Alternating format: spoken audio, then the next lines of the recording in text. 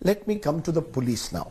क्या आपको लगता है कि सुशांत के मामले में मुंबई पुलिस ने सही इन्वेस्टिगेशन नहीं की? क्योंकि आपने उनसे पहले बात की, उन्होंने कई डायरेक्टर्स को बुलाया, महेश भट्ट से बात की है, कई बड़े बड़े लोग पुलिस स्टेशन में रोज दिखाई दिए, ओवर 50 पीपल।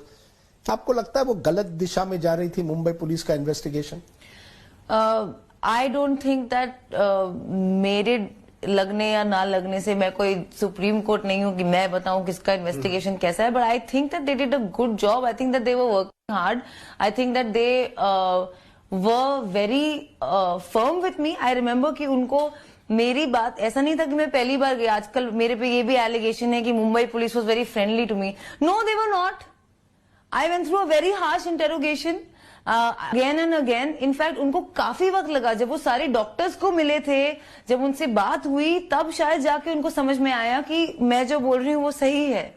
क्योंकि मैं आपसे ये पूछ रहा हूं, बांद्रा के एक डीएसपी हैं, उनकी बातचीत के कॉल डिटेल्स निकलते हैं।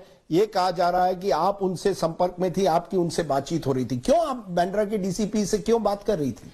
क्योंकि मैं एक विटनेस हूँ एक केस की, जो वो इंटेरोगेट कर रहे हैं। मैं उस समय अक्यूज नहीं थी और मेरी मानसिक स्थिति इतनी कोई खास थी नहीं। मैं 3-4 बार जाके अपना स्टेटमेंट दे चुकी थी। उसके अलावा अगर मुझे कुछ बताना होता तो मैं उनको बता देती।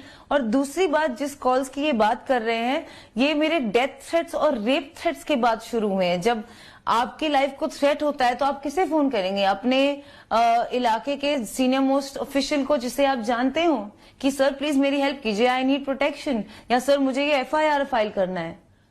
You get death threats and rape threats every day, thousands and hundreds and millions. Not just me, anyone associated with me, any friend of mine whose numbers were flashed, whose chats were flashed. My WhatsApp chats, which was a forensic backup that was taken by ED with my signature on it, has been leaked in the media. वो एक investigation agency है जिनको मैंने trust किया है अपना investigation करने के लिए, नॉट टू लीक चैट्स। मेरी जिंदगी खराब हो गई है। I am compromise, my friends are compromised.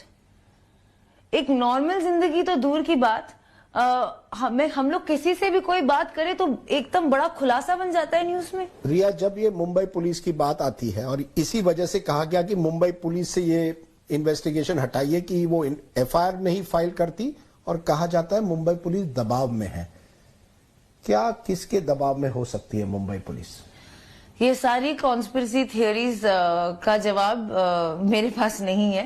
ये फिर से वही सारी चीजें हैं जो मेरे ऊपर भी लगी हैं, जो सब पे लगी हैं। पता नहीं, मेरी एक दोस्त है अनाया उदास, उसका नाम सेव्ड है AU, उन्होंने उसे बना दिया है आदित्य उद्धव।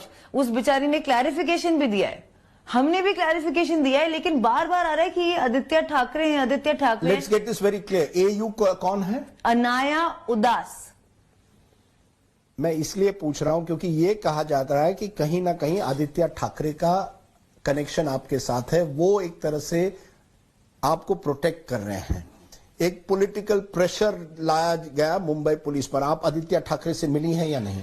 मैं आज तक अपनी जिंदगी में उनसे ना मिली हूं, ना उनसे मेरी कभी बात हुई है, ना फोन पे, ना मेरे पास उनका नंबर है, और कोई मुझे प्रोटेक्ट नहीं कर रहा है। मैं तो बोल रही हूँ सरेआम कि प्लीज मुझे कोई प्रोटेक्ट करो। मेरी जिंदगी तहस नहस हो रही है, मेरी फैमिली खराब हो रही है, डिस्ट्रॉय हो रही है, मुझे कोई तो प्रोटेक्ट करो। मेरे पे ये एलिगेशंस जो लग रहे हैं, ना मैं आदित्य ठाकरे जी को बिल्कुल भी जानती हूँ और ना उनका कोई लेना देना।